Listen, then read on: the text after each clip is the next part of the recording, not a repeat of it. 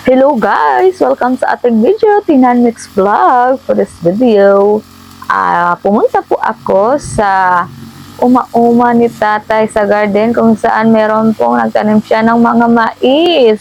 Yes, it's mais. It's a sweet corn, yung mais. Pagpunta ko nga guys, ayun nga, nagsusolo si tatay. At yung ginawa ko ay linalabay ko po siya ng Gemelina, bunga ng Gemelina.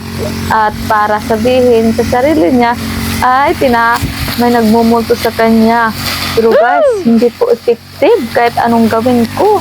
Kahit binabato ko po siya ng bunga ng Gemelina, not effective kasi super serious po siya sa trabaho dyan, sa pagka-cutter ng mga grass. Yung mga damo. Yan po guys. Yun po, binabato ko po siya ng Gemelina, bunga ng Gemelina, pero wala pa rin effect. Kaya kahit nagsigaw na ako sa kanya, wala pa rin. Yan, binabato ko pa rin. Pero wala guys. Ayan po, pumunta po ako dyan para po tulungan si tatay sa pag-apuno na sweet corn. Yes, it's sweet corn. Ayan po guys. Hindi pa po talaga effective. Yan. Binabato ko pa rin. Para sabihin niya, may nagmumuto sa kanya pero wala hindi effective.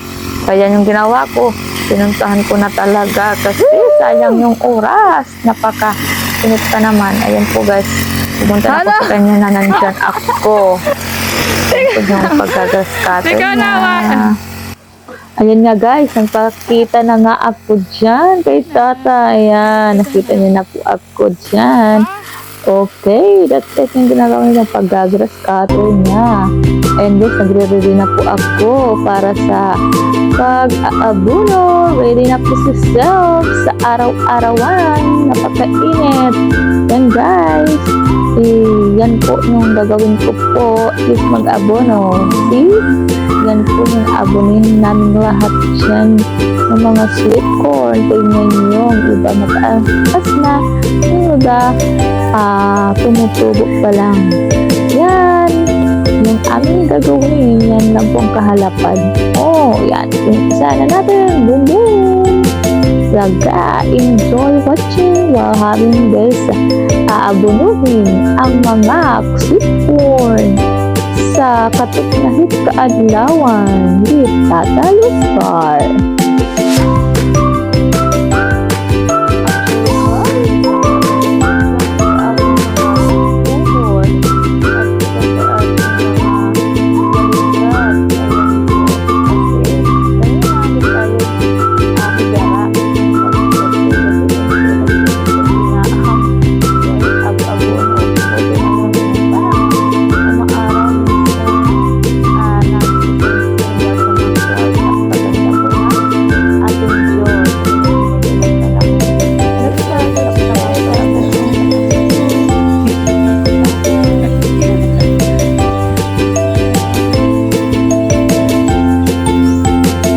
Guys, uwi na po kami.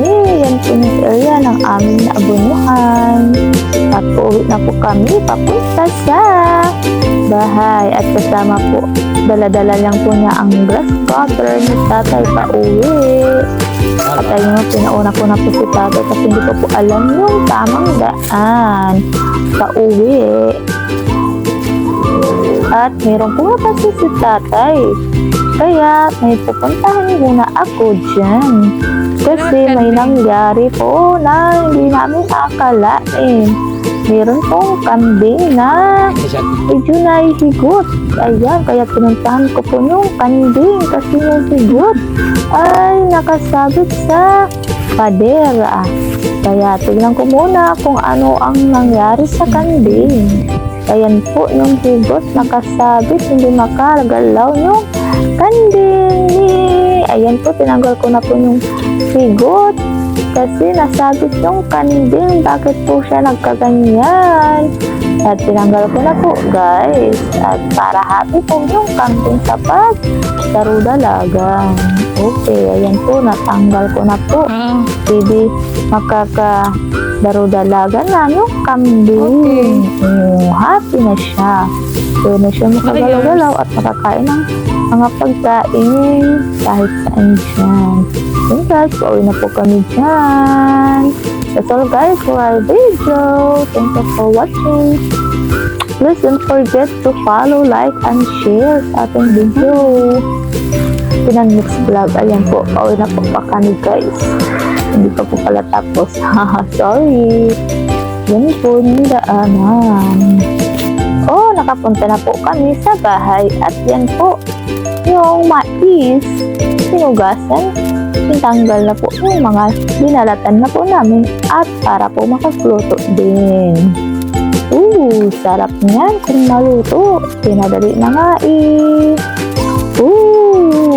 Parang gusto ko nang kumain dyan na sweet corn. Fish from the farm. Yan po guys, pinalitan na at lulutuin ko na. Parang sarap ng tubig. Yan po. Luto na. That's all guys. Thank you for watching. That's all. Ang hirap po malapag. Goes over. Bye-bye.